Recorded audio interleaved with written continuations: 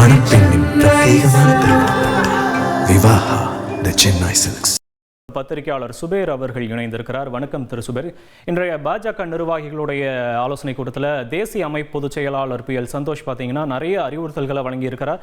அதில் குறிப்பாக பாஜக அதிக தொகுதிகளில் போட்டியிடும்னு குறிப்பிட்டிருக்கிறார். தொடர்பான உங்களுடைய கருத்துக்களை நீங்க பதிவு பண்ணலாம்.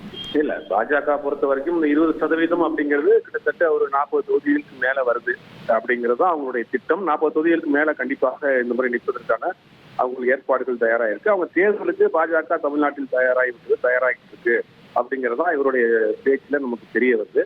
இதாவது ஒரே கட்ட தேர்தல் அப்படிங்கிறது தமிழ்நாட்டில் இது வரைக்கும் 2 கட்ட 3 கட்ட தேர்தல் நடந்ததாக இது வரைக்கும் இல்லை. பெரும்பாலும் எல்லா கட்சிகளும் ஒரே கட்ட தேர்தலை நடத்துவது தமிழ்நாட்டில் இருக்கிற அரசியல் கட்சிகள் விரும்பவும் செய்வாங்க. அந்த மாதிரி தான் நடந்துட்டு இருக்கு. அப்ப தமிழ்நாட்டில் முதல் பேச்சிலே இந்த முறை தேர்தல் நடந்துரும் அப்படிங்கிற மாதிரி தான் தெரியுது. அதுக்கான ஏற்பாடுகள் நடந்துட்டு இருக்கு. மற்ற எல்லா கட்சிகளுமே இதுக்கான ஏற்பாடுகள் பண்ண ஆரம்பிச்சிட்டாங்க. அதிமுக சார்பில் பாத்தீங்கன்னா அவரும் பொதுக்கூட்டங்களுக்கு போயிட்டு இருக்கிறாரு. திமுக சார்பில் இந்த மண்டல மாநாடுகள் தொடர்ந்து நடத்திட்டு இருக்கிறாங்க. எல்லா கட்சிகளுமே தேர்தல் வேலைகளை ஜரூரா செய்ய ஆரம்பிச்சுட்டாங்க. வேலை நடந்துட்டு இருக்கு. இப்போ முதல் கட்ட தேர்தல் இதுலயே தமிழகத்திற்கு ஒரே கட்டமாக தேர்தல் நடப்பதற்கான வாய்ப்புகள் இருக்கு.